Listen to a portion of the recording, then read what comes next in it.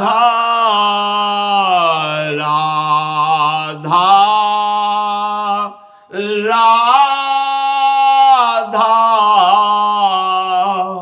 राधा राधा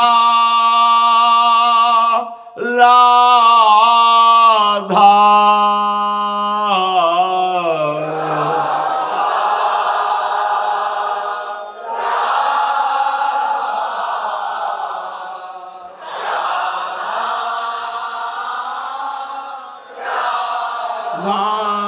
राधा राधा राधा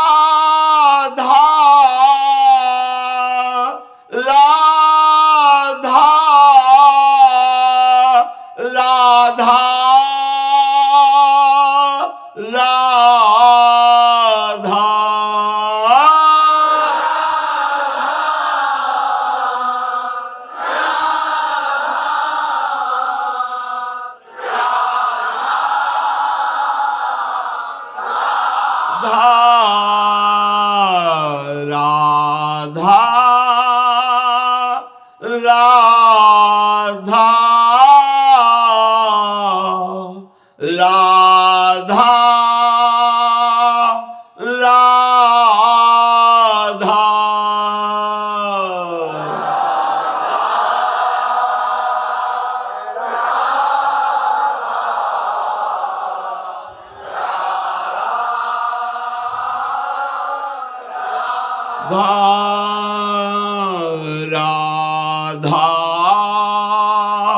राधा राधा राधा राधा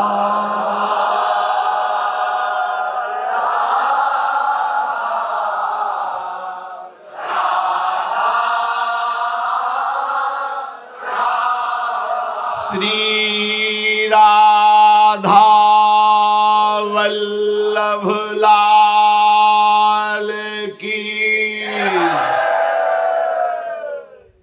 परम सच्चिदानंद घन आनंद समुद्र प्रेम समुद्र ज्ञान वैराग्य भक्ति ऐश्वर्य अनंत शक्तियों के स्वामी प्रभु श्री कृष्णचंद्र जी कृपा करके अर्जुन जी को निमित्त बनाकर ऐसा अमृतमय उपदेश कर रहे हैं जो हम श्रद्धा विश्वास पूर्वक श्रवण करें, एकाग्रता पूर्वक महत्व बुद्धि रखकर मनन करें और अपने आचरण में उतारें तो इसी जन्म में समस्त दुखों से समस्त संकटों से जन्म मरण के चक्र से हम छूटकर नित्य धाम प्रेम धाम श्री वृंदावन बिहारिणी बिहारी जी के समीप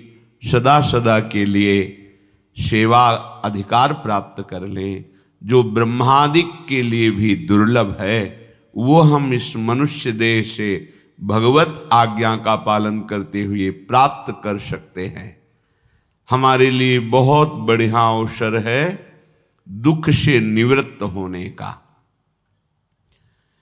जब कोई जीवन में बिल्कुल भजन नहीं करता, केवल संसार को सत्य मानकर परिवार के स्नेह में बंधकर भोग सामग्री एकत्रित करना, धनादि का संग्रह करना, परिवार को खूब भोग सामग्री दे करके सुख का अनुभव करना और पारिवारिक सेवा में ही मगन रहना, ये गति बिगड़ गई। क्योंकि हमारा जन्म ऐसे परिवार का अनंत जन्मों से हम पोषण करते चले आ रहे हैं, पर हमें कुछ लाभ नहीं मिला। हमारी गति बिगड़ जाएगी। हम केवल इतने के लिए ही नहीं आए हैं, ये तो हमारे जीने का व्यवहार है, लेकिन जीने का लक्ष्य क्या है कि अब हमारा नया जन्म ना हो। जो केवल परिवार में आसक्त हो जाता है वो ये भूल जाता है धर्म क्या है, भगवान क्या है, भगवत मार्ग क्या है, हमारी मृत्यु होगी तो हमें परिणाम क्या मिलेगा, हमारे साथ कौन जाएगा, हमें क्या गति मिले, ये सब बातें भूल जाती है। वो केवल वर्तमान में प्रगट में परिवार के शनि में बंद कर कैसे विधान आना चाहिए, पापाचरण, अधर्म, हिंसा, चोरी, व्यभिचार कैसे भी आए, ऐसे लोगों की दुर्गति होती है। इनके लिए ना तो उत्तरायण है ना दक्षिणायन है, ये सीधे नारकी गतियों को प्राप्त होते हैं। जिन्होंने चाहे वो गृहस्थ हो या विरक्त, शास्त्र के अनुसार धर्म में चलते हुए साधना की है, उनका जब शरीर पूरा होता है तो उत्तरायण के अधिकारी देवता उन्हें ब्रह्मलोक तक पहुंचाते हैं, और जब तक ब्रह्मा की आयु रहती ब्रह्मलोक में सुख भोगते हैं, फिर ब्रह्मा के साथ ही भगवान में लीन हो जाते हैं। दक्षिणायन में जिनका शरीर पूरा होता है, सकाम भाव से साधना की है, वो धूम मार्ग में जाते हैं। इनके अधिकारी देवता चंद्रलोक तक पहुंचाते हैं, वहां चंद्रलोक में दिव्य सुखों का भोग करके पुनः मृत्यु लोक में आते हैं। वेदांतदर्शी महात्मा जन अद्वैत ब्रह्म का साक्षात्कार करके मोक्ष को प्राप्त करते हैं। पापात्मा जन पाप कर्म करके नरक को प्राप्त होते हैं। पुण्यात्मा जन पुण्य करके स्वर्ग को प्राप्त होते हैं। पर इन सब से एक विलक्षण मार्ग है, श्री भगवान स्वयं वर्णन कर रहे हैं। पुरुषः सह परः पार्थ भक्त्या लभ्यस्त्वनन्यया यस्यान्तःस्थानि भूतानि येन सर्वमिदं ततं। हे पृथानंदन अर्जुन, वह परम पुरुष परमात्मा सारे जगत को व्याप्त करके विराजमान है। व्याप्त, जैसे बर्फ में केवल नाम बर्फ है, जल ही जल व्याप्त है, इसे व्याप्त कहते हैं। जल के सिवा बर्फ में कुछ भी नहीं, केवल जल है। घनीभूत जल ही बर्फ नाम से कहा गया। ऐसे ही ये संपूर्ण संसार जो द्वंद्वों से युक्त, नानात्व से युक्त, स्त्री पुरुष आदि भेद से युक्त, जड़ चैतन्य से युक्त, दुरात्मा महात्मा से युक्त, ये एकमात्र केवल परमात्मा ही इसमें व्याप्त है। जैसे बर्फ में केवल जल ही जल है, ऐसे ही संसार केवल परमात्मा ही है। ये शुद्ध भक्ति से जाना जाता है। तुम्हारी बुद्धि की ताकत नहीं कि तुम इससे जान सको, तर्क करके, अनुमान से, प्रमाणों से नहीं। जब मय्येव मन आधत्स्व मयि बुद्धिम निवेशय, तब जब मन बुद्धि केवल प्रभु में लगकर भगवदाकार हो गई, तब ये रहस्य उसके सामने प्रकाशित होता है कि जड़ चैतन्य कछु नहीं दीखत, जित दीखत तित श्याम खड़े। आहा, जिधर दृष्टि जाती है, चितचोर मनमोहन ललित त्रिभंगी श्री कृष्ण चंद्रजू, जिनकी मुस्कान में करोड़ करोड़ काम मूर्छित हो जाए, उन प्रभु का वो हर जगह दर्शन पाता है। जैसे गोपीजन कह रहे हैं, जित देखूं तित श्याममयी है। सखी मैं तुमसे क्या बताऊं, पता नहीं मेरी पुत्री को क्या हो गया है। अब न कोई स्त्री दिखाई देता है, न पुरुष दिखाई देता है, न जड़ दिखाई देता है, न चैतन्य, केवल केवल मेरे प्रीतम श्याम सुंदर दिखाई देते हैं। जिधर भी देखती हूं वो श्याम मुस्कुराता दिखाई देता है। और ब्रह्म ज्ञानी जन जब चरम अवस्था के ज्ञान को प्राप्त होते हैं तो उनको भी यही दर्शन होता है। सर्वम खलमिदम ब्रह्म नेह नानास्ति किंचन, केवल ब्रह्म ही ब्रह्म है, दूसरा नहीं। मीरा जी की दृष्टि में जब प्रभु का प्रेम प्रकाशित हुआ तो प्रेम के नेत्रों से देख रही, मेरे तो गिरधर गोपाल, दूसरो न कोई, दूसरा है ही नहीं कोई, केवल गिरधर गोपाल ही है। जित देखूं तित श्याममयी। हे प्रथानंदन अर्जुन, वह पुरुष जो परमात्मा है वो सारे जगत को व्याप्त करके विराजमान है। कैसे समझ में आएगा, कैसे उसकी प्राप्ति होगी? तो कह रहे पार्थ भक्त्या लभस्त्वनन्यया, ये लाभ अनन्य भक्ति के द्वारा प्राप्त हो सकता है, और कोई साधन नहीं है। प्रभु के प्रेम का रसास्वादन अनन्य भक्ति से, और प्रेमी ही संपूर्णतया प्रभु को जानता है। ज्ञानी एक पक्ष को जानता है, निर्गुण निराकार निर्विकार आत्मस्वरूप भगवान को। लेकिन प्रभु की प्रेममयी लीला में वो प्रवेश नहीं पाता, क्योंकि वो मोक्ष की लालसा से युक्त है। वो ऐसा ज्ञान प्राप्त करके मुक्त हो जाता है। पर प्रेमी प्रभु के निर्विकार तत्व को भी जानता है और भगवत प्रेम की लीला रहस्य को भी जानता है। इसलिए सम्यक रूप से जो जानकारी प्रभु की है वो केवल प्रेमी जनों को ही है। जो बड़े बड़े ज्ञानी महात्मा हुए हैं, तत्वबोध प्राप्त करके मुक्त हो गए। मुक्त होने का मतलब तरंग समुद्र में लीन हो गई, अस्तित्व ही खत्म हो गया। पर प्रेमी जनों का ऐसा नहीं। वो इस तत्वबोध को जानते हुए भी, जैसे गोपीजन जानती हैं कि हमारे प्रीतम श्री कृष्ण क्या है, वो कह रहे न खलु गोपिका नंदनो भवान नखिल देहिना मंतरात्मदृक्। मैं जानती हूं कि केवल यशोदा मैया के लाडले नंद नंदन ही नहीं है, ये चराचर जगत की आत्मा है। ये ज्ञान तत्वबोध, ये तत्वबोध है।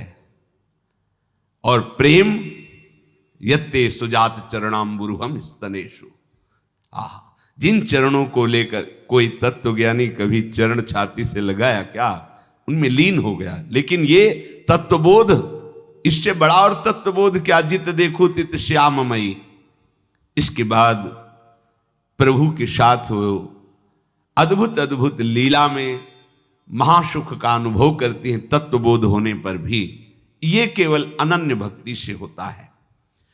प्रभु की अनन्य भक्ति में हमारा प्रवेश तभी होगा जब जो आसक्ति हमारी संसार में है, शरीरधारियों में है, वो प्रभु के प्रेमी भक्तों में हो जाए।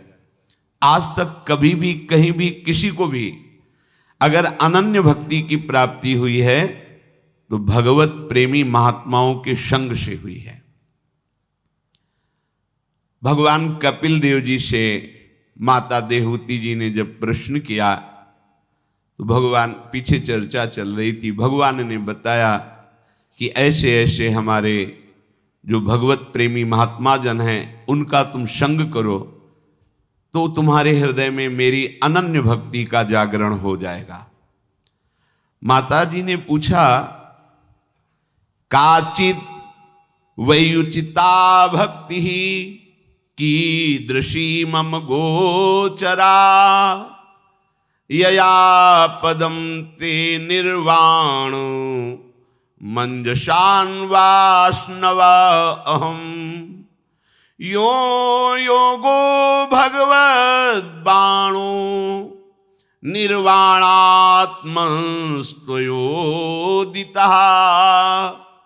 कीदृशः कति चांगानि यतस्तत्वावबोधनम। प्रभु, आपने ये तो बताया कि अनन्य भक्ति कैसे प्राप्त होती है, भगवत प्रेमी महात्माओं के संग से, पर उस अनन्य भक्ति का स्वरूप क्या होता है? कैसे जाना जाए कि मेरे अंदर अनन्य भक्ति आ रही? जब तक उसका परिचय नहीं होगा तो हम कैसे जानेंगे?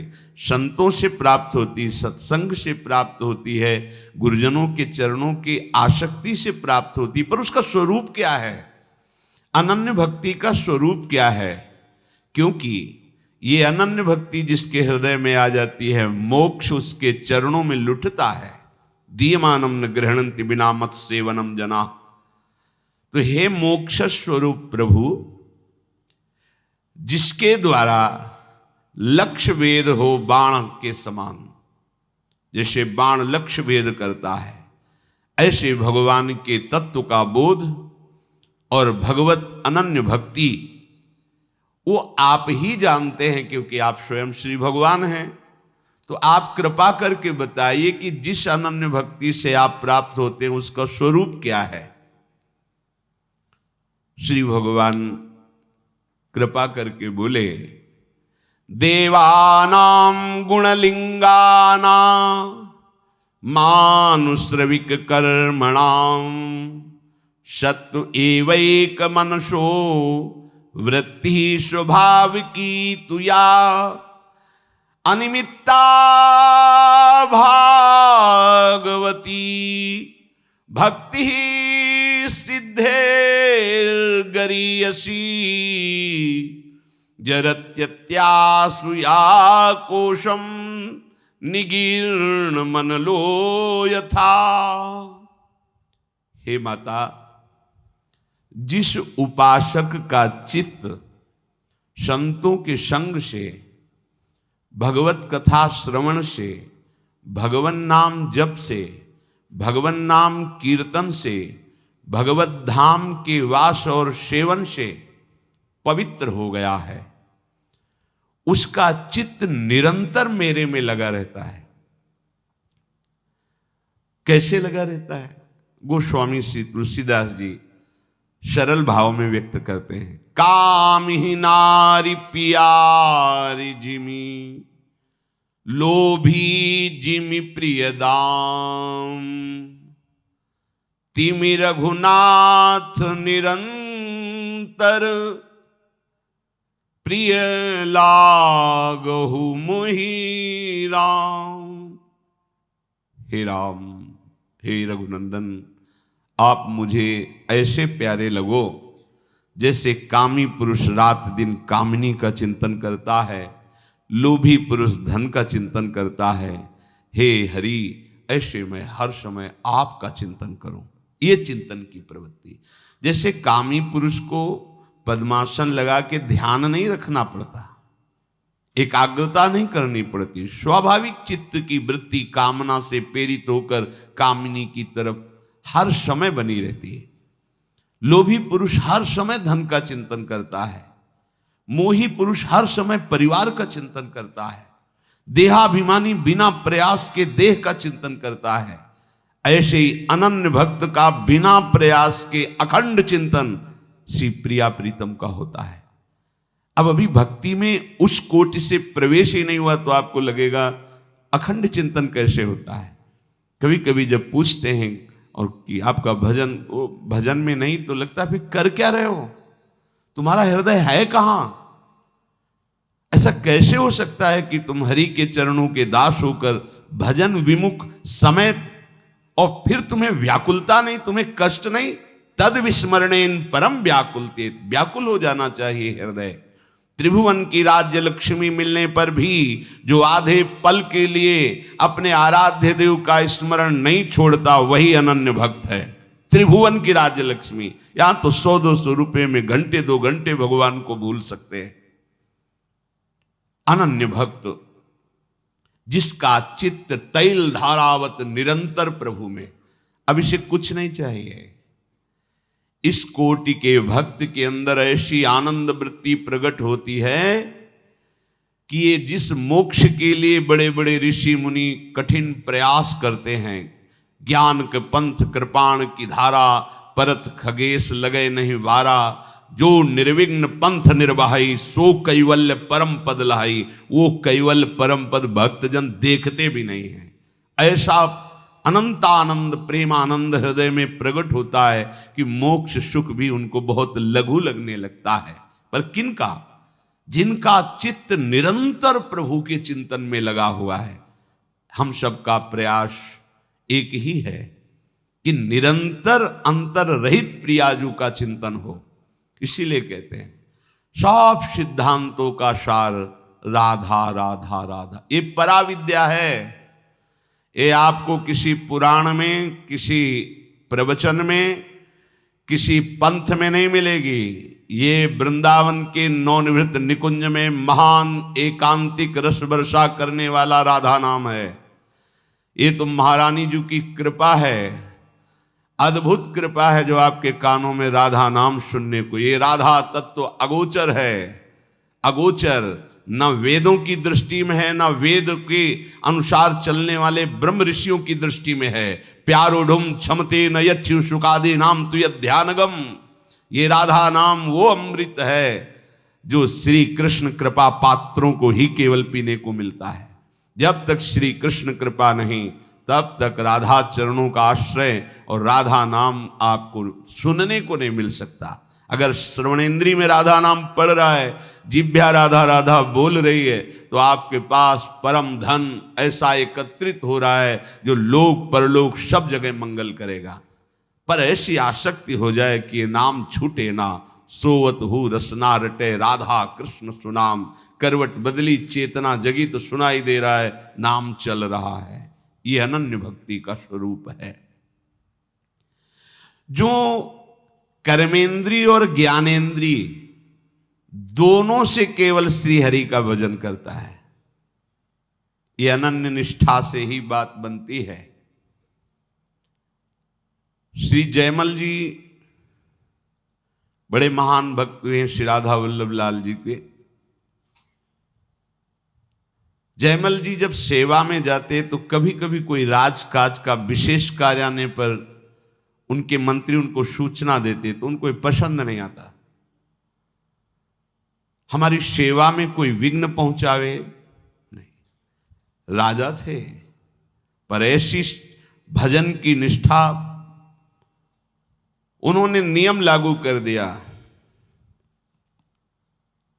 4 घंटे 10 घड़ी, 1 घड़ी 24 मिनट, तो 10 घड़ी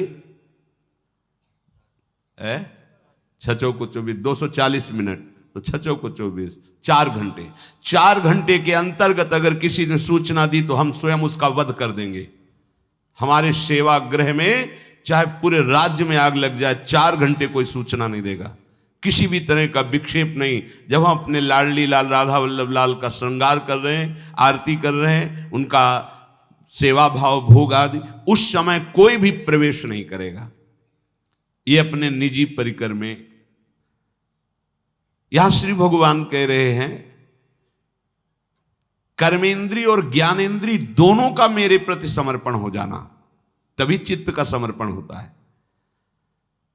राजा है पर निष्ठा ऐसी भजन की है, कोई भी 4 घंटे विक्षेप नहीं। यहां श्री जी की सेवा कर रहे हैं, आप अन्य बातें भी कर रहे हैं, हंस रहे हैं, खेल रहे हैं, आप महारानी जी की सेवा कर रहे हैं, आप राधा नाम हाथ में लेकर स्नान करा रहे हैं, पोछ रहे हैं, प्रक्षालन कर रहे हैं, चंदन की पत्रावली कर रहे हैं, इत्र लगा रहे हैं। ये श्री जी का साक्षात स्वरूप है राधा नाम। उस समय बहुत गंभीर एकाग्र, अगर कोई आपसे राधे श्याम बोले, श्री हरिवंश बोले, तो बिना उसको देखे बोल दो श्री हरिवंश, देखो अपनी सेवा की तरफ, पूर्ण एकाग्रता। हाँ, कोई गुरुजन पधारे, महाभागवत पधारे, तो फिर श्री जी की सेवा को उसी समय विश्राम दो, पहले उनको प्रणाम, उनका स्वागत सम्मान करो। वो प्रभु का आदेश है ऐसा, महापुरुषों का आदेश है ऐसा। प्रभु से भी बढ़कर प्रभु के प्रेमी महाभागवतों का सम्मान करना, इससे प्रभु की प्रसन्नता प्राप्त होती है।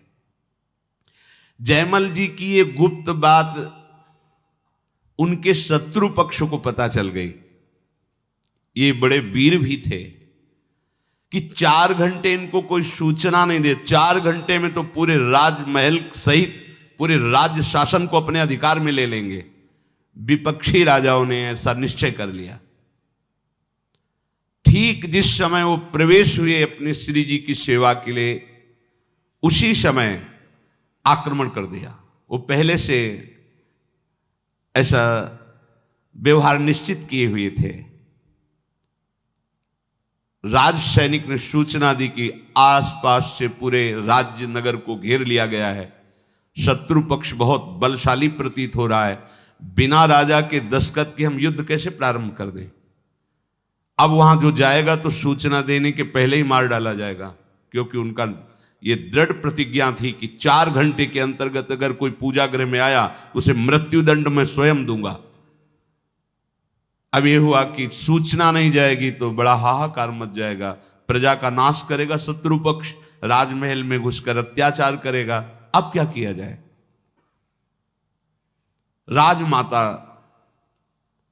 ने कहा अगर मृत्यु मिलेगी तो मुझे मिलेगी, मैं जाऊंगी और सूचना दूंगी। वो डरते हुए गए। जयमल जी सेवा में मगन थे तो उन्होंने कहा बेटा, राजनगर को, राजमहल को शत्रु पक्ष ने घेर लिया है, बस तुम्हारी स्वीकृति की आवश्यकता है। तुम हां बोलो तो सैनिक युद्ध के लिए तैयार हैं। तो उन्होंने कहा मां, तुम इसी समय वापस चली जाओ, हम सेवा में एक शब्द भी अन्य सुनना नहीं चाहते। आप मां हो इसलिए हम अपनी प्रतिज्ञा को छोड़ते हैं कि आपका वध नहीं करते। आप वापस चली जाएं, हम जिनके सहारे हैं वही जो कुछ चाहे करें। इस समय हम उनकी सेवा नहीं छोड़ सकते और अन्य वार्ता नहीं कर सकते। सेवा में हम युद्ध का आदेश नहीं दे सकते। हम ठाकुर श्रृंगार कर रहे हो कह दे मार काट करो, नहीं। जिनकी हम सेवा कर रहे हैं वो समर्थ है, जैसा चाहे वैसा करें।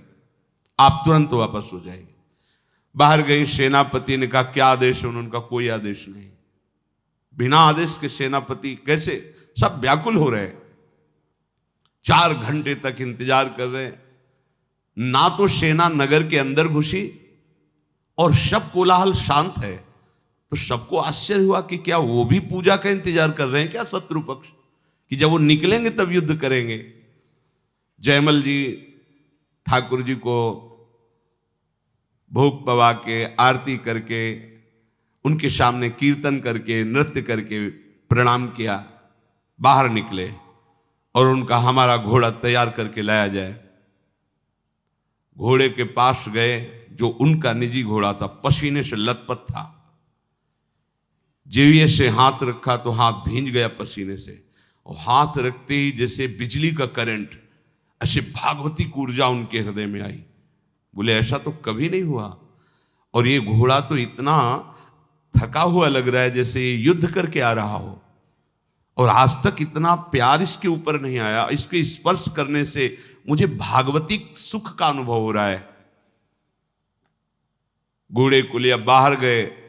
जितने सैनिक थे सब मूर्छित पड़े थे, केवल राजा को बीच बीच में होश आ रहा था। नजदीक गए, शत्रु पक्ष के राजा को जल आदि से चेतना देकर उठाया। बोले आए आप युद्ध करने थे और ये सब मूर्छित पड़े हैं, मैंने तो अपने सेनापति को आदेश दिया नहीं, ऐसा क्या हो गया? बोले एक ही वीर केवल आया था आपके पक्ष से, सांवले रंग का था। उसने बाण तो संधान नहीं किया, पर नेत्रों से ऐसा देखा कि सब घायल होकर मूर्छित हो गए। बस एक बार तुम उसे पुनः मुझे दिखा दो, मैं एक बार उसे हृदय से लगा लूं, कभी जीवन में हम तुम्हारी तरफ देखेंगे भी नहीं। प्रेम बाण ऐसा है कि बड़े बड़े घायल हो जाते हैं। तो उन्होंने उस राजा से कहा वो हमारे प्रभु ने शत्रु पक्ष पर इतनी कृपा कर दी, जिनके दर्शन ध्यान में बड़े बड़े मुनिजन नहीं पाते। वो कोई सेनापति या शूरवीर नहीं, वो तो हमारे प्रभु श्याम सुंदर थे, राधा वल्लभ लाल जी थे। अगर हमारी निष्ठा है तो हर समस्या का समाधान श्री हरि है। लोग ये समझ नहीं पाते हैं। अगर निष्ठा ना होती तो घबरा के सेवा छोड़ देते और भाग पड़ते कि शत्रु पक्ष आ गया है, बाद में सेवा कर लेंगे। नहीं, अपनी निष्ठा में है। कर्मेंद्रियों और ज्ञानेंद्रियों का इस कोटि का समर्पण, निष्ठा, ये संत संग से, भजन करने से, भगवत महत्व का अनुभव होने से ये निष्ठा जागरण होती है। श्री भगवान कह रहे हैं कि ये भक्ति मुक्ति से भी बढ़कर है। जैसे जठरानल खाए हुए अन्न को पचा देता है, ऐसे अनन्य भक्ति अनंत जन्मों के कर्मों के संस्कार के भंडार को भस्म कर देती है। ये बहुत बड़ी बात है। इस बात का कहीं कोई साधन से संबंध नहीं है। आप साधना करेंगे तो उसका फल मिलेगा, लेकिन भगवान का आश्रय लेकर अनन्य भक्ति करेंगे तो भक्ति जैसे हम अन्न पचाते नहीं हैं, स्वयं पच जाता है। एक प्रक्रिया है, पाया और समय पर वो पच गया। ऐसे ही हमें कोई प्रयास नहीं करना पड़ता। अनंत जन्मों के पाप कर्म जमा हैं, अनंत जन्मों के वो कर्म बंधन जमा हैं जो हमें कई जन्मों तक भोगे बराबर तो भी नहीं निपटा सकते। जब हम प्रभु की शरण में हो जाते हैं तो जरत्यासु या कोशम निगीर्ण मनलो यथा, जैसे अग्नि लगने पर सब भस्म हो जाता है, ऐसे भगवान के अनन्य भक्त के कर्म के जो गोदाम जमा थे वो सब भंडार भस्म हो जाता है। कटे कर्म बंधन संसारी, जो हमें बार बार जन्म मरण दुख देने वाले कर्म हैं, ये तुम्हारे दान पुण्य से नष्ट नहीं होंगे, सेव संतरा के दान से नष्ट नहीं होने वाले। ये गंगा जी के नहाने से, तीर्थ स्नान करने से वर्तमान का पुण्य बनेगा, वर्तमान का पाप नष्ट होगा, लेकिन भंडार नहीं नष्ट होगा। वो केवल अनन्य भक्ति से नष्ट होता है। जब हम श्री हरि के शरणागत होते, वो कृपा करके उसे भस्म कर देते हैं। श्री भगवान कह रहे, नैकात्मतां में स्पृहयन्ति केचिन मत्पाद सेवा भिरता मदीहा, ये न्यून्यतो भागवता प्रसज्य सभाजयन्ते मम पौरुषाणि। श्री भगवान कह रहे कि जो मेरे अनन्य भक्त होते हैं वो मेरी चरण सेवा में बहुत प्रीति करते हैं। हमारी प्रीति कहां है? इंद्रियों के भोगों में, अपने शरीर सुख में। ये देहाभिमान है, यही जीवत्व है। अनन्य भक्ति की प्रीति कहां होती है? भगवान की सेवा सुख में। जैसे कई बार सत्संग में सुनाया है, चोखा मेला जी बाजार जा रहे हैं सब्जी आदि खरीदने, वहां देखो बड़े बड़े केले रखे हैं। हाँ, ये केले तो ठाकुर जी को बहुत प्रिय लगेंगे, चलो आज नमक रोटी का भोग लगा लें। केला ठाकुर जी को ले चल, पूरे पैसे के केले ले लिए, सीधे विट्ठल भगवान के दरबार में गए। भक्त बड़े दैन्य होते हैं, अंदर आंगन में प्रवेश नहीं किया, बाहर देहली से ही आवाज लगाई और कहा, ये केले ठाकुर जी को, रुक्मिणी जी को पवा दीजिए। विट्ठल भगवान रुक्मिणी जी विराजमान, महाराष्ट्र पंढरपुर है, तुम्हारे हाथ का ठाकुर जी थोड़ी पाएंगे, चलो यहां से। नहीं, उनको पाना ना होता तो मेरे अंदर प्रेरणा क्यों की?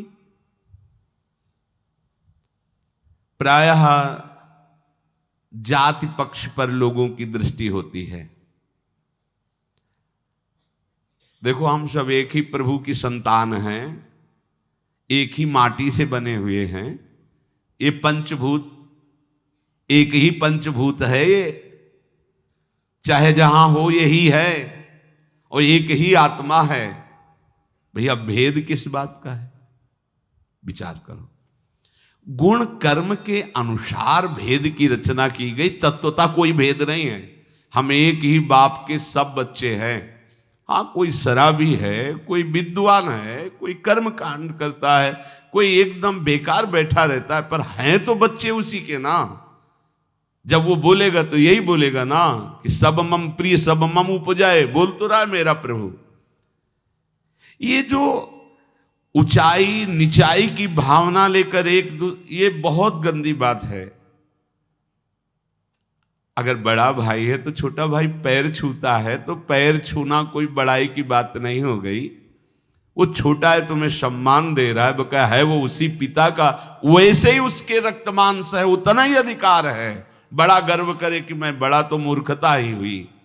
अगर छोटा इस बात का क्षोभ करे कि मुझे पैर छूना पड़ता है, तो उसकी मूर्खता है। बड़ा भाई है, झुक के पैर छू लिया तो क्या चला गया। ऐसे ही पूरी सृष्टि में हम एक घर जैसा बर्ताव करें।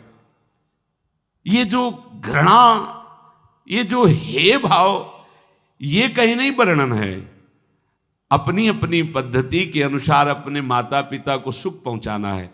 एक भाई किसानी करता है, एक भाई नौकरी करता है, एक भाई व्यापार करता है, लेकिन सब अपने माता पिता के सुख को सोचते हैं। ऐसे ही हमारे माता पिता प्रभु हैं, हम सब भाई भाई हैं, हम सब एक ही पिता के संतान हैं। ऐसा निकृष्ट भाव, किसी का अपमान कर देना जाति पक्ष को लेकर के या और नीच भाव लेकर, ये बिल्कुल अज्ञान है। ऐसा नहीं, किसी का अपमान अनादर करना ऐसा नहीं।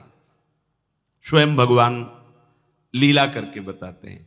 राजसू यज्ञ में सब ब्रह्म ऋषियों के बीच में ये निश्चित किया गया कि अग्र पूजा का अधिकारी कौन है। तो सबने कहा इसमें प्रश्न करने की क्या जरूरत है, जहां भगवान श्री कृष्ण विराजमान है वो अग्र पूजा किसकी हो सकती है।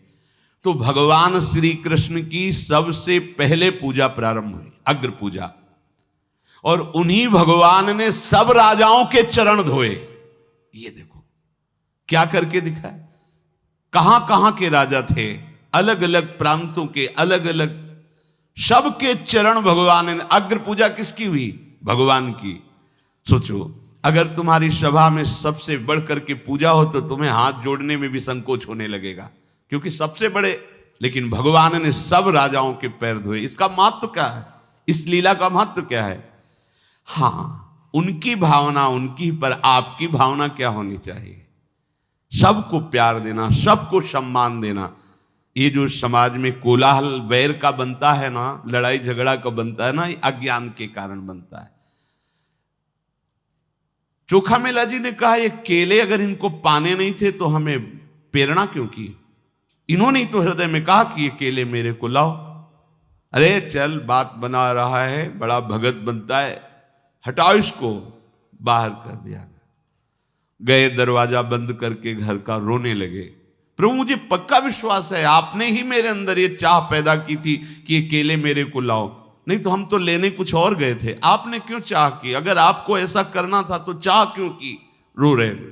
ठीक है, आज से हम भोजन नहीं पाएंगे, हम इस शरीर को त्याग देंगे, क्योंकि ये आपकी सेवा की योग्य नहीं है ना। वो कह रहे हैं ना कि तुम जाति पक्ष को लेकर तो इस शरीर को त्याग देते, फिर मुझे वो शरीर देना जिससे मैं आपकी सेवा कर लूं। जे भी ठाकुर जी को शयन कराया गया, इधर ठाकुर जी आके दरवाजा खटखटा रहे। चोखा मेला जी धीरे से बोल, दरवाजा खोलिए। ऐसे अमृतमय वचन कि वो पूछ ही नहीं पाए कि तुम कौन हो। दरवाजा खोला, देखा लाड़ीले ठाकुर। अरे प्रभु आप? हाँ, वो केले लाओ। वो लोग क्या जाने, हमारा बड़ा मन था केला पाने का। वो उन लोगों के सामने हमने कहा नहीं, लाओ लाओ केला। घर में बैठ करके, गोद में बैठकर ठाकुर जी केले पाए। जब 2-4 केले रह गए तो बोले सुनो, हमारे पीताम्बर में बांध दो, रुक्मिणी जी को पाएंगे वहां। बांध लिए, चले। रुक्मिणी जी को पवाया और छिलका पूरे आंगन में फेंक दिया। वो अंदर से दरवाजा बंद कर लिया। सुबह जब प्रातःकालीन वेला पर ठाकुर दर्शन के लिए हजारों महाराष्ट्र के भक्त एकत्रित हुए। बड़े दिव्य भूमि है महाराष्ट्र, एक से एक दिग्गज भगवत भक्ति के सदैव भगवत धाम को जाने वाले, एक से एक ज्ञान शिरोमणि, योग शिरोमणि महापुरुष प्रकट हुए। अब बाहर से खोला गया, अंदर से लाख है तो कैसे खुले? आश्चर्यचकित, अंदर दरवाजा कैसे बंद हो गया? क्योंकि ठाकुर जी के सिवा कोई है नहीं। समझ गए कि ठाकुर जी नहीं बंद किया, प्रार्थना कर रहे, प्रभु खोलो दरवाजा। बहुत देर रोने धोने पर प्रभु ने कहा दरवाजा जब खुलेगा जब चोखा मेला जी को तुम लोग, हमारे जो पार्षद हो, पालकी में बैठाल के लाओगे, और यहां चोखा मेला जी बोलेंगे कि हाँ हम पालकी से उतर करके कह रहे हैं कि आप दरवाजा खोलो, तब खुलेगा। अब तो कोई प्रश्न ही नहीं। देखो भगवान कितना प्यार करते हैं अपने अनन्य भक्त को। कभी ऐसी कोई भूल ना हो जाए कि जाति पक्ष को लेकर, कर्म पक्ष को लेकर भक्त की अवहेलना कर दो। ऐसा करना महापाप है। इसमें फिर ठाकुर जी क्षमा नहीं करते। ध्यान रखना कि अरे ये तो अमुक जाति का साधु है, वैष्णव है, अरे ऐसा बोला तो तुम्हारे सारे शुभ कर्म नष्ट हो जाएंगे। साधु अवज्ञा तुरंत भवानी, कर कल्याण अखिल के हानि। ये तो भगवत पार्षद हैं, इसलिए कृपा करके उपाय बता दिया, नहीं तो राम रोष पावक सो जरई। ऐसा खिलवाड़ नहीं है भगवान की भक्ति। जो अपराध भक्त कर करई, राम रोष पावक सो जरई। चोखा मेला जी के पास गए पालकी लेकर के। कौन? जिन्होंने धक्के लगवा के बाहर किए थे। चोखा मेला जी पालकी। अरे बोले हम तो नीच अधम आपके। बोले अब ये सब बंद करो, पालकी में बैठो। नहीं, हजारों लोग खड़े, ठाकुर जी अंदर से दरवाजा बंद किए, खोल ही नहीं रहे। नहीं नहीं, हम पालकी में क्या, हम तो दंडवती करते हुए आएंगे। प्रभु के चरणों के दर्शन तो सिर भर जाऊं उचित असमोरा, सबते सेवक धर्म का। उचित तो यह है कि मैं सर के बल जाऊं, मेरे प्रभु का आदेश है। वो मानेंगे नहीं। चारों पार्षद जो छूने से इतराते थे, वो पकड़ करके पालकी में बैठा ले और जय विठ्ठल भगवान, केशव विठ्ठल विठ्ठल। उतर के बोले हाँ प्रभु खोल दो, हम आ गए हैं। दरवाजा खुल गया। सामने देखा सब छिलके पड़े हैं। पूछा कि प्रभु छिलके? बोले हाँ बहुत स्वादिष्ट थे, घर में जाके हम पाए आए और रुक्मिणी जी के यहाँ ले आए थे, वो पाए हैं, फिर फेंक दो छिलके, पोछा लगाओ। ये अनन्य भक्त भगवान को अतिशय प्यारा है, क्योंकि उसको भगवान की प्रीति का स्मरण रहता है। जो चीज देखेगा, जो वस्तु देखेगा, उसको ये प्रभु। जैसे श्री कृष्णदास जी, यद्यपि आचार्य चरण में और उनके बीच में थोड़ा सा मनमुटाव भी हो गया था, तो एक दिन टहले देखा कि एक दुकान में गरम गरम जलेबी बने। ये जलेबी अगर श्रीनाथ जी को तो बहुत प्यारी लगेगी। आंख मूंद ली, जलेबी, गरम गरम जलेबी थाल में, श्रीनाथ जी को मानसिक भोग। उधर जब श्री विठलनाथ जी ने पट खोले तो देखे श्रीनाथ जी गरम गरम जलेबी पा रहे हैं। कहा जय जय, अपने यहाँ बाजार का तो भोग लगता नहीं, तो जलेबी का भोग। वो कृष्णदास है ना वो मुदा, तो उन्होंने कहा कि कृष्णदास का तो हमने त्याग कर दिया है। तो उनका देखो तुम आचार्य हो, तुम गुरु हो, तुम त्याग कर सकते हो, मेरा स्वभाव नहीं। एक बार जिसे मैंने स्वीकार कर लिया उसे मैं कभी त्यागता नहीं हूं। आप गुरु हो, दंड के लिए त्याग सकते हो, आप आचार्य हो, आप त्याग सकते हो, स्वीकार कर सकते हो, ये हो सकता है, पर मेरे स्वभाव में नहीं। एक बार जिसे पकड़ लिया उसे कभी छोड़ता नहीं। कृष्णदास भोग लगा रहे मानसिक जलेबी, वो लगा। भावना हमारी एक एक वृत्ति प्रभु से जुड़ी होनी चाहिए। श्री आस्करन जी महाराज, ये अनन्य भक्ति भक्तों के आचरणों में दिखाई देती है। ये अनन्यता, ये अपने मन, बुद्धि, चित्त, अहम और तन, इंद्रियां सब प्रभु को अर्पित किए हुए हैं। यद्यपि ये राजा हैं, जैसे लोगों का भ्रम होता है कि भगवान का भजन तो केवल भिक्षुक बन करके ही किया जा सकता है, कि हाँ कपड़े लत्ते फटे और एक लौकी का कमंडल, वही। ऐसा नहीं है। बड़े बड़े चक्रवर्ती सम्राटों ने भक्ति की बाजी ऐसी जीत ली कि बड़े बड़े लंगोटी वाले उनके आगे झुक गए। ये नहीं सोचना चाहिए कि हम गृहस्थ हैं तो हम भगवान को कैसे प्राप्त कर सकते हैं। नहीं नहीं, आप केवल प्रभु के हो जाइए, क्योंकि प्रभु के हैं ही, और अपने मन वचन कर्म से उनको अपना स्वामी मान लीजिए। उनके जैसा प्यार करने वाला और कोई नहीं है। ये आस्करन जी पृथ्वीराज जी के पौत्र भीम सिंह जी के पुत्र थे, और इनके गुरुदेव थे श्री कील्हदेव जी। ऐसे अद्भुत महान पुरुष गुरुदेव कि एक बार ध्यान में ऐसे मार्ग में बैठे हुए थे और बादशाह उधर से निकला, तो सेवकों ने हटाने की कोशिश की। तो अब वो ध्यानस्थ थे, तो बादशाह को क्या पता कि ऐसा भी ध्यान होता है। उनको हिला रहे हैं, ध्यान से ही नहीं। तो आवेश आ गया। वो म्लेच्छ धर्मावलंबी था, उसने कहा बड़ी की सी कील इनके माथे पे ठोक दो, देखते हैं इनका कैसा ध्यान है। इतनी बड़ी कील जो छापे की आती है, पूरी कील हथौड़े से उनका ध्यान ही नहीं विचलित हुआ। कील्हदेव जी के मस्तक पर पूरी कील, क्योंकि शरीर में है ही नहीं, प्रभु में है। ऐसे गुरुदेव के शिष्य श्री आस्करन जी महाराज, और इनके ठाकुर का नाम श्री राधा मोहन जी। ये आठों पहर अपने ठाकुर जी की सेवा में रहते थे।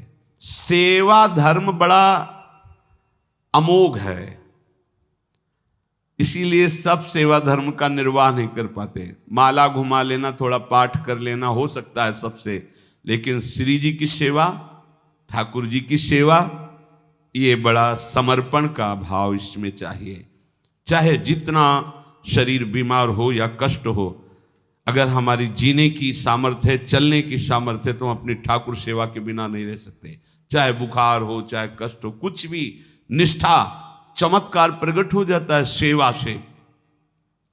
न काम कर्म बीजानाम यस्य चेतस संभव वासुदेवैक निलय सा वै भागवतोत्तमः। जब ठाकुर सेवा में हमारी रति होने लगती तो स्वयं भोग की इच्छा अपने आप शांत हो जाती है। आज ये बनाए, ठाकुर जी को भोग लगाएं, आज ऐसा इत्र, आज ऐसी पोशाक, आज ऐसी पत्रावली करेंगे। आज वो प्रभु के विषय में जब सोच प्रारंभ हो जाती तो देहाभिमान गलित हो जाता है और भगवत भक्ति का उदय हो जाता है। आस्करन जी नरवरपुर ताको राजा नरवर जानो, मोहन जू धरी ही ये सेवानी के करी है। घरी 10 मंदिर में रहे रहे चौकी द्वार, पावत न जान को ऐसी मति हरी है। पर्यो को काम आए अब ही लिवाए ल्यावो, कहे पृथ्वीपति लोग कान में न धरी है। आई फौज भारी सुध दीजिए हमारी, सुनी बहु बात टारी परी अति खर भरी है। मनुष्यों में श्रेष्ठ मनुष्य आस्करन जी को कहा गया, क्योंकि श्रेष्ठ वही है जो श्री भगवान के चरणों का भजन और सेवन करता है। सेवन सेवा, नाम जप करते हुए ठाकुर जी की सेवा में तन मन प्राणों को जो समर्पित किए हुए है, उसको जो लाभ मिलता है बड़ी बड़ी साधनाओं से भी नहीं मिलता है। बहुलाश्व राजा विदेहराज जनकपुरी के राजा थे। इनका यह था कि प्रातःकालीन स्नान करके मंगला में प्रवेश हो जाते और 2 बजे तक पूरी सेवा करके मध्याह्न शयन कराने के बाद ही ये निकलते थे। ऋषियों के आगमन इनके यहां प्रायः होते रहते थे। वहां बताया कि तुम जिन ठाकुर जी की सेवा करते हो मूर्तिमान रूप हो करके द्वारिका में विराजमान है। हमारी प्रार्थना है कि एक बार साक्षात दर्शन करो जाकर के। राजा बहुलाश्व ने, वहीं श्रुतदेव ब्राह्मण भी वैसे ही भजन में लगे रहते थे, बड़े अकिंचन थे। बहुलाश्व ने सारथी को आज्ञा की, रथ तैयार करो, हम सेवा में जा रहे हैं, ठाकुर सेवा करके आएंगे, फिर चलेंगे द्वारिकाधीश के दर्शन करने। उस समय भगवान विराजमान थे। सेवा में जाते, मंगला से प्रारंभ करते। वो क्रम ऐसा था कि 2 बजे ठाकुर जी को मध्याह्न में जब शयन कराते, बाहर निकलते तो समय पूरा हो जाता। वर्षों रोज रथ तैयार होता, लेकिन सेवा से तो फिर क्या हुआ, उधर रथ की तैयारी की ठाकुर जी ने। दारुक को आदेश किया, रथ तैयार करो। किस बात के लिए? बहुलाश्व के दर्शन करने हम जा रहे हैं, सेवा का फल। और साथ में कौन था? श्री सुखदेव जी, सनकादि बड़े बड़े महापुरुषों को साथ लेकर भगवान स्वयं विदेह नगरी में आए और साक्षात दर्शन और सेवा प्रदान की। सेवा बहुत कठिन वस्तु है।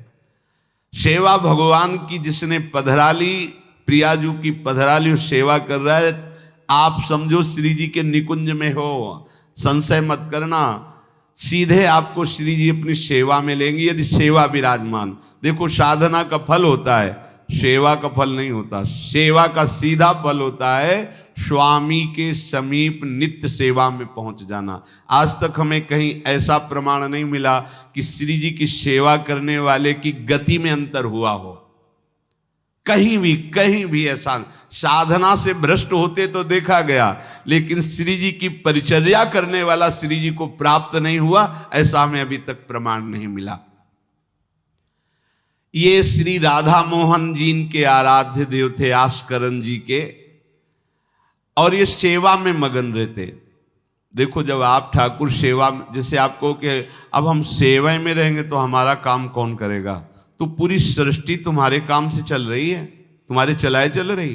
अरे कुछ समय, घड़ी दो घड़ी तुम ऐसी निकालो जिससे एकांत चित्त से आनंद पूर्वक अपने लाडले ठाकुर को दुलार कर सको, उनको श्रृंगार करो, भोग लगाओ, आरती करो, चार परिक्रमा करो, साष्टांग दंडवत करो। जीवन का परम लाभ है ये। पर नहीं, आप खाएंगे हलवा, गरम गरम पकौड़ी, चाय, और ठाकुर जी के सामने वो सफेद वाले दाना नहीं आते, चिरौरी रख दो अरे भाई तुम क्या कर रहे हो, चोरी कर रहे हो तुम। घर में ठाकुर विराजमान, घर के मालिक विराजमान है, हमें जल्दी ऑफिस जाना है, गरम गरम परेठा ये वो सब, और ठाकुर जी के सामने हम तो देखते हैं जैसे कोई ठाकुर जी के दर्शन कराने के लिए लाता है तो 4 टाफी, वो भी प्लास्टिक से लिपटी हुई, मतलब देख केवल ले, खा भी नहीं सकते हो क्योंकि प्लास्टिक लगी हुई, ऊपर कवर एकदम ऐसे रखे हुए हैं। वो बोले हमारे लड्डू गोपाल हैं। जब गोपाल हैं तो टॉफी खोल पाएंगे क्या? अगर आपको टॉफी पवाली है तो आप खोल करके सुंदर एक कटोरी में रख करके थे, ऐसे 4 दाने चिरौरी रख दिए, कटे हुए मिश्री के टुकड़े रख दिए। अरे अनंत ब्रह्मांडों का भरण पोषण करने वाला तुम्हारी चिरौरी के लिए मर रहा है। हाँ, अगर तुम्हारे पास केवल चिरौरी ही है तो वो तृप्त हो जाएगा। तुम खाओ हलवा, उसको रखो चिरौरी, तुम पहनो एक से एक बढ़िया कपड़ा, और ठाकुर जी के लिए अलग कपड़ा होता है दुकानों में, वो ठाकुर जी के लिए लेना है। पूजा, सत्यनारायण की पूजा की सामग्री गांव में जो परचून की दुकानें होती हैं कस्बों में, उनमें अलग होती है। बोले सुपारी देना, तो बोले पूजा के लिए, बोले हाँ, वो सड़ी सुपारी का अलग बैंक होता है, वो पूजा के लिए जाएगा। प्रभु के लिए तुम ऐसे चिरौरी रख देते हो। वो नारियल भी जिसमें पाली लहो, देखो ना कथा, सत्यनारायण की कथा करनी, हमें नारियल दे दो। वो सूखा नारियल जो किसी काम में ले जाएगा वो सत्यनारायण के पास जाएगा। वो कपड़ा टून का ना पहन सकते हैं, ना ओढ़ सकते हैं, ना बिछा सकते हैं, ना पोछा लगा सकते हैं, वो ठाकुर जी के लिए बलिहारी है श्रद्धा। तो फिर ठाकुर जी भी ऐसी व्यवस्था करते हैं, ना पहनने लायक ना ओढ़ने लायक, ऐसा तुम्हें नया जीवन देंगे, जरूरत ही नहीं पड़ेगी कपड़े की, घूमो वैसे ही। हाँ, जरूरत ही नहीं पड़ेगी, अन्य योनिया नहीं, कोई जरूरत नहीं है, घूमो। इसलिए सावधान। भगवत सेवा का तात्पर्य है उत्तम भोग लगाए मोर मरकट को से। स्वामी जी महाराज परम विरक्त, वैराग्य की चरम सीमा स्वामी श्री हरिदास जी, लेकिन उत्तम भोग लगाए ठाकुर जी को। उत्तम उत्तम, तुम्हारे पास जो कुछ है उसमें सबसे बढ़िया भोग बनाओ। धन्ना जी के पास बाजरा की रोटी भी पूरी नहीं थी कि भरपेट पाले, तो एक रोटी रोज ठाकुर को रखते थे। आधी ठाकुर जी पाते थे, आधी आप पाते थे। सुदामा जी के पास कौन सा माखन मिश्री था? वो तंदुल जो पछोरने से बाहर निकलते हैं, किसी काम में नहीं, वो लेके गए थे। ठाकुर जी पाते हो कहते आज मैं तृप्त हो गया। सबरी जी के पास क्या था? क्या था? जंगली बेर, कहीं कड़ुआ कसेला ना हो, इसलिए चख के मेरे रघुनाथ जी को कहीं कसेला ना लगे। प्रभु वाह वाह करके पा रहे। विदुरानी जी ने कौन सा 56 भोग पवाया? केले के छिलके, भाव दशा में डूबी हुई। देखो हमारे ठाकुर को कुछ नहीं चाहिए, भाव से समझिए। ये बिहारी जी को 4 घंटे बैठने के लिए 10-10 लाख रुपए का फूल बंगला निकला, काम थोड़ी चलाया जाता है। अरे हमारे लाडले सरकार है, अगर 4 घंटे बैठ गए 10 लाख खर्चा हो गया तो क्या? अनंत ब्रह्मांडों का सृजन करने वाला ठाकुर हमारे पास नहीं है, तो ठाकुर जी को आपका भाव चाहिए। और आप तो सो बढ़िया पलंग में, और ठाकुर जी को एक छज्जा में विराजमान किए, छज्जा में ऐसे उतर नहीं सकते, मतलब कूदे तो वैसे ऊंचे, अगरबत्ती दिखा दी चले। आप तो ऐसे नहीं, अपने लाडले ऐसे प्यार करो, ऐसी जगह सिंहासन रखो कि उतर कर अगर आपके वन विहार करना चाहे तो उतर लेना, ऐसा विराजमान करो आराम से। वो एकदम वो से दीवार में ऐसी जगह, या तो बाहर वाले कमरे में, अपने कमरे में तो ठाकुर जी रहेंगे ही नहीं। अरे भाई, अगर घर में ठाकुर जी तो उठते बैठते निकलते, उनके दर्शन हो रहे। चोरी क्या, तुम तो हमारे घर के माई बाप हो, सब देखो, चोरी क्या आपसे? आपको जो अच्छा न लगे सुधार देना, ऐसे रहना चाहिए। बिल्कुल भगवत प्राप्ति निश्चित है। ये सेवा पद्धति है, बड़े भाव से आप इसको स्वीकार कीजिए। हमारे लाडले बड़े कृपालु हैं। अरे जहर पिला रही है छाती में लगा के तो परम पद दे रहे हो, तुम दूध पिलाओगे तो तुम्हें परम पद नहीं मिलेगा। पूतना जहर लेकर के पिला रही बाल गोविंद को, अभी 6 दिन के ठाकुर हैं, उसे परम पद प्रदान किया, और आप रोज सुंदर सुंदर भोग लगा रहे हो और तुम्हें भगवत प्राप्ति नहीं होगी। ठाकुर जी की आरती उतार रहे हो, बलिहारी जा रहे हो, उनके सामने कीर्तन कर रहे हो, नृत्य कर, विश्वास तो करो ना, तुम्हें भगवत प्राप्ति हो जाएगी। आस्करण जी ने एक चौकीदार पूजा गृह के बाहर बैठाल दिया और कहा कोई भी भीतर आने ना पावे, क्योंकि एक बार भी सेवा में विक्षेप मुझे बर्दाश्त नहीं। तो ठीक 10 घड़ी का इन्होंने भी नियम, जो नियम लो उसका निर्वाह करो। 4 घंटे। दिल्ली का बादशाह किसी कारण से उधर आया हुआ था, उसने कहा मुझे आस्करण जी से तुरंत मिलाया जाए। पहले तो राजा लोग होते थे और बादशाह, अब जैसे मुख्यमंत्री और प्रधानमंत्री, राष्ट्रपति। तो जो मुख्यमंत्री हैं ये राजा हैं प्रदेश के, और वो संपूर्ण राज्यों का बादशाह उसे कहा जाता था। आस्करण जी को शीघ्र हमारे सामने उपस्थित किया जाए। प्रार्थना की कि महाराज असंभव, इस समय आस्करण जी महाराज अपने ठाकुर जी की सेवा में हैं और उनका आदेश है 4 घंटे कोई हमसे बात ना करे। आस्करण जी को सूचना देने के लिए बार बार सेवकों को आदेश किया, पर कोई भी सेवक बादशाह की आज्ञा पर नहीं उतरा। हम अपने राजा से ऐसा नहीं प्रार्थना कर सकते। 4 घंटे। बादशाह को बहुत कष्ट हुआ कि हमारी आज्ञा का उल्लंघन। तुरंत आदेश किया सेनापति को, बुलाओ, देखते हैं कि हमारी आज्ञा का उल्लंघन का परिणाम क्या होता है। सेनापति तुरंत उपस्थित हुआ। इस नगर के सबको दंड दिया जाए और बंदी बनाकर आस्करण को हमारे सामने लाया जाए, क्योंकि बादशाह है। अब अहम तो विराजमान है ही है, कोई परमहंस थोड़ी है कि अहंकार लीन हो गया है। बताया गया कि ठाकुर सेवा में, भगवत आराधना में 4 घंटे उनके पास कोई सूचना नहीं पहुंचाएगा। बादशाह की आज्ञा का उल्लंघन करने के कारण सब सैनिक जितने थे दब रहे थे। महाराज की तो आज्ञा है कि सूचना न दो, पर यहां तो सब गड़बड़ हो रहा है। बादशाह ही नाराज हो गया। बड़ी घबराहट पूरे नगर में फैल गई और पूरे सैनिकों में फैल गई। ये नरवरगढ़ ग्वालियर से दक्षिण में है। आस्करण जी ना शिकार खेलते थे, ना किसी को दंड देते थे, बस केवल भगवत सेवा, नाम जप, नाम कीर्तन, पूरे नगर को सब सुविधा, सबके घर में ठाकुर सेवा, सबके यहां नाम कीर्तन सुनाई देना चाहिए। जिसको जो जरूरत हो राज दरबार से ले जाए। किसी को लग सकता है अगर ऐसे बढ़ता रहेगा तो राज खजाना खत्म हो जाएगा। नहीं, अज्ञान से तुम सोचते हो। एक बार पूज्य पादुड़िया बाबा के यहाँ 500 लोगों का भोजन बना। अब वहां उत्सव में 5000 से भी अधिक लोग आ गए, तो जो सेवक जन थे, भंडारी थे, भाग के आए, बाबा अब तो बहुत ही हानि हो जाएगी, क्योंकि सब लोग आ गए, 5000 के लगभग लोग हैं और 500 का ही भोजन बना है। बाबा जी ने कहा घबराने की जरूरत नहीं। गए, अपना ऊपर का चला ऐसे डाल दिया जो रसोई बनी हुई थी। बोले इसे खोलना नहीं, बस बांटते जाओ। सब पा चुके, जितना बना था ना, भगवत प्रताप। हरिराम व्यास जी की बेटी का ब्याह, रात्रि में बारातियों के स्वागत के लिए एक से एक सुंदर पकवान बने हुए थे, क्योंकि जिनके चेला मधुकर शाह राजा थे उनके पास कमी क्या, सब सुविधाएं। हरिराम व्यास जी ने सोचा ये संसारी आदमी इतने सुंदर सुंदर पकवान पाएंगे, ये तो ठीक नहीं है। वृंदावन के संत जन लेंगे तो अपने ठाकुर का भोग लगाएंगे, पाएंगे, कीर्तन करेंगे। कोतवाल को बुलाया वृंदावन के और कहा सब वैष्णव जनों को कह दो कि तुरंत आ जाओ और अमनिया ले जाओ।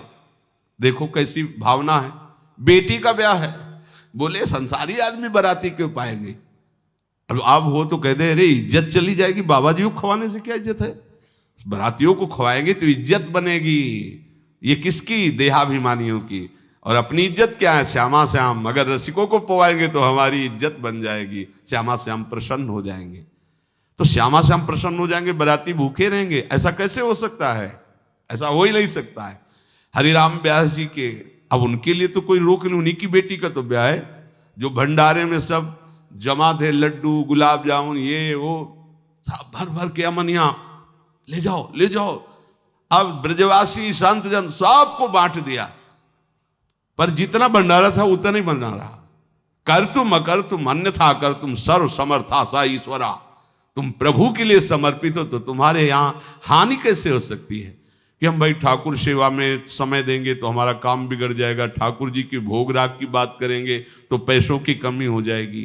पक्की मूढ़ता है, ये ऐसा व्यापार है ठाकुर सेवा संत सेवा, ऐसे करो और कई गुना बढ़कर के हाथ में आ जाएगा, देख लेना। क्योंकि सब दुखों का कारण पाप है, और जब ठाकुर सेवा संत सेवा तो इससे पाप नष्ट होते। जे ही पाप नष्ट हुए सुख का मार्ग खुल गया, पर अज्ञानी जानता नहीं है।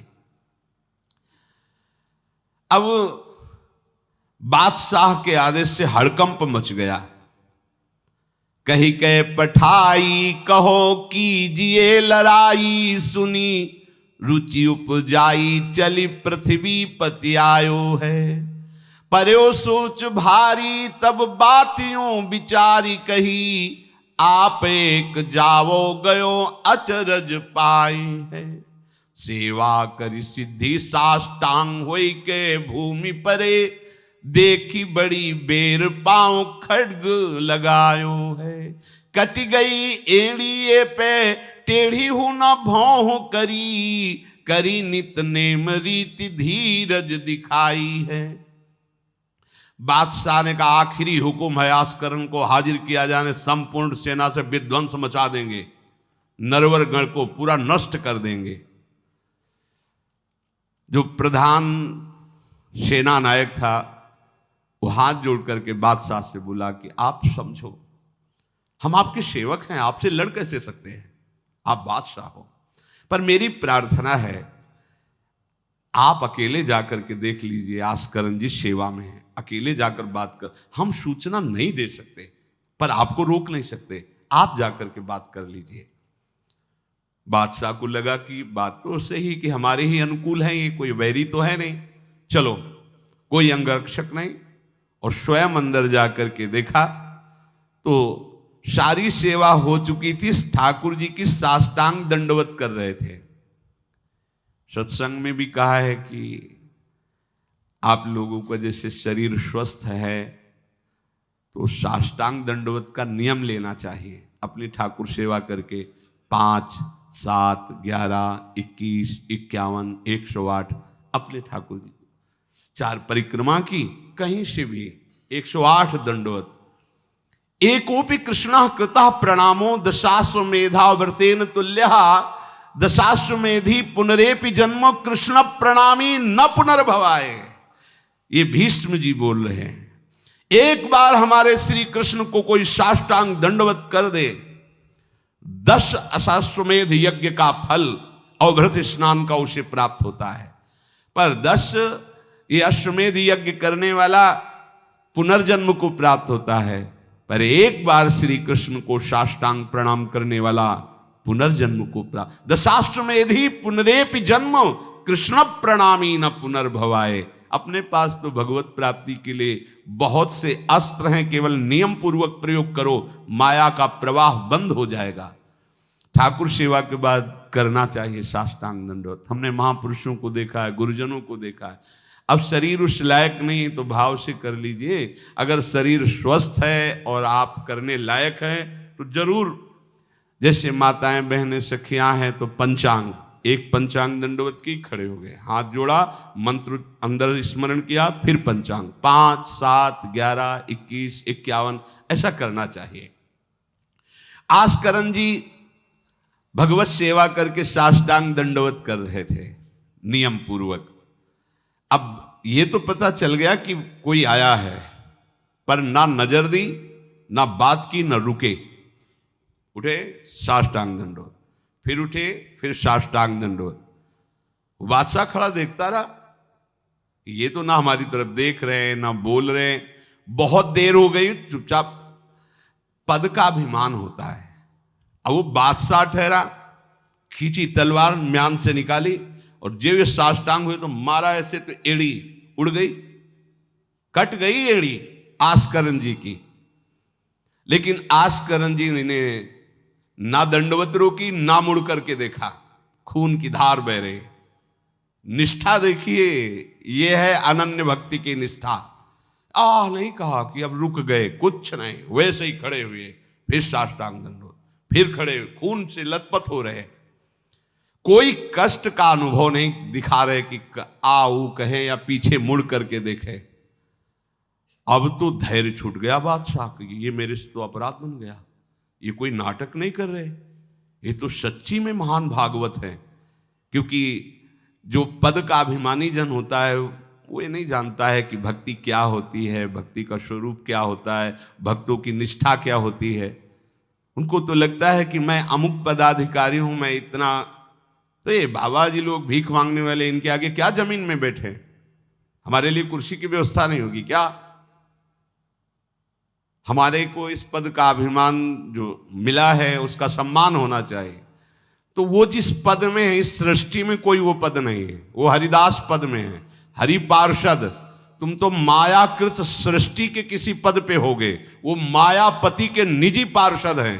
तुम्हें दिखाई देता है भिखारी है, तुम्हें दिखाई देता है भिक्षुक है। नहीं नहीं, वो इतने बड़े बादशाह के ऐसा बादशाह पैदा ही नहीं हुआ है? चाह मिटी, चिंता मिटी, मनुआ बेपरवाह, और जिनको कछु न चाहिए वो साहन के साह।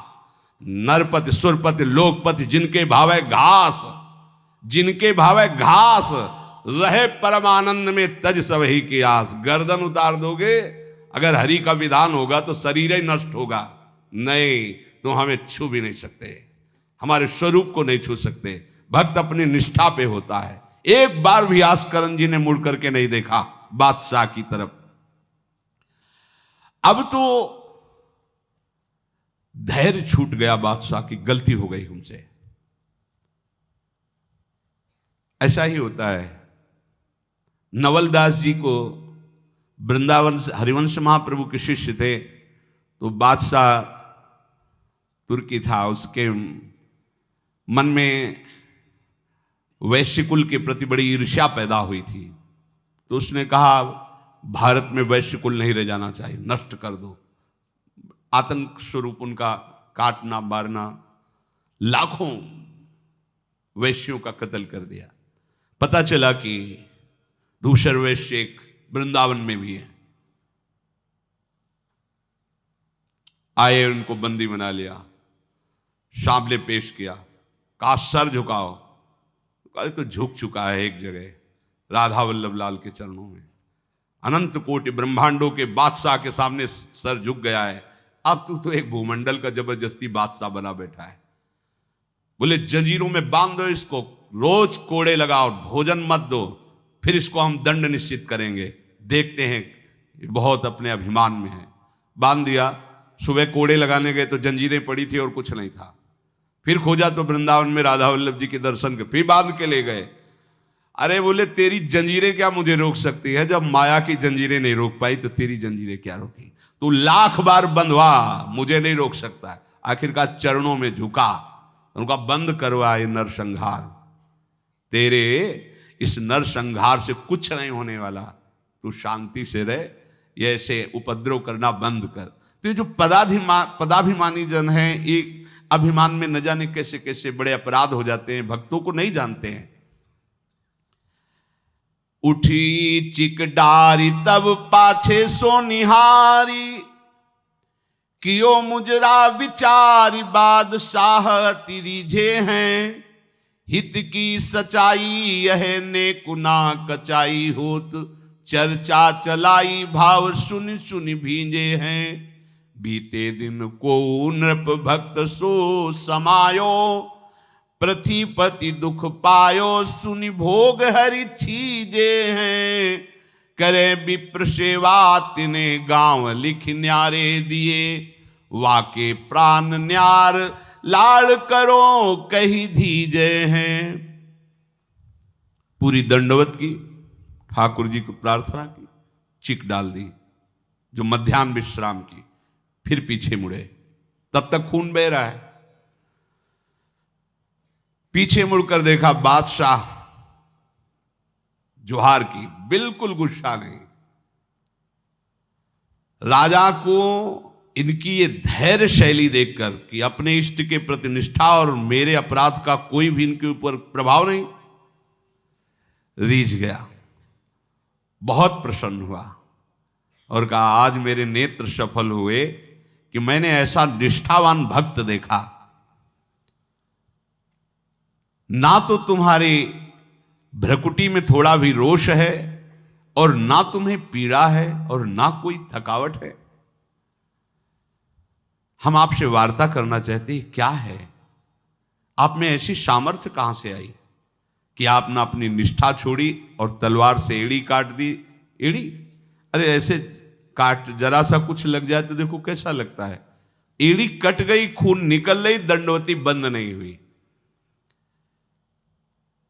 जब वो बैठ करके भगवत भक्ति की बात की, बादशाह के आंसू आ गए। संत का यही प्रभाव होता है। देखो, राजा हैं पर संत हैं। विभीषण जी से भगवान कहते, तुम सरीखे संत प्रिय मोरे, धरो देह नहीं आन। ये नहीं भूल होनी चाहिए कि अरे ये तो बड़े अच्छे कपड़े पहने, ऐसे ऐसे, ये क्या भक्ति करते हो। भक्ति का मतलब केवल इतना ही नहीं है कि भिक्षुक वेश हो। भक्ति किसी से भी हो सकती है, कोई भी हो सकता है, कहीं भी हो सकता है, क्योंकि सब भगवान के बंदे, सब भगवान को दुलार कर सकते हैं। अपनी कीमती रुमाल तत्काल पट्टी बांधी अपने हाथ से आस्करण जी के चरणों में। स्वयं बादशाह ने घुटने टेक कर तुरंत और कहा कि आज मैं निहाल हो गया। आपकी ये जो भक्ति है, ये जो निष्ठा है, आज प्रभु की हम पर बड़ी कृपा है जो मुझे दर्शन हुआ आप जैसे भक्ति की निष्ठा का। बादशाह अत्यंत प्रसन्न होकर के आपको क्या सुख प्रदान करें। होगा हमारी सेवा निष्ठा है, आप जब चाहते तब आदेश दे देते, तो आप मुझे अपने आदेश से मुक्त कर दीजिए। आज के बाद हमारा कोई शासन आपके ऊपर लागू नहीं रहेगा। आप जब चाहें स्वेच्छा से आप आ सकते हैं, ना आए तो आपका राज्य, हमारा कोई अधिकार आज से नहीं। श्री आस्करण जी को एक बार बहुत शरीर में बुखार आ गया, इतना कष्ट पीड़ा होने लगी। अब वो कैसे सेवा करें, भीषण कष्ट है, उठा नहीं जा रहा। प्रातःकालीन बेला से ही सेवा प्रारंभ होती थी। बस उनको एक चिंता है कि अब सेवा कैसे होगी, सेवा कैसे होगी। उसी शिथिलता में भगवान अपने निजी सेवक में जो और परिचर्या करने में थे, उनको आदेश किया, चरणामृत पिला दो, ठीक हो जाएंगे।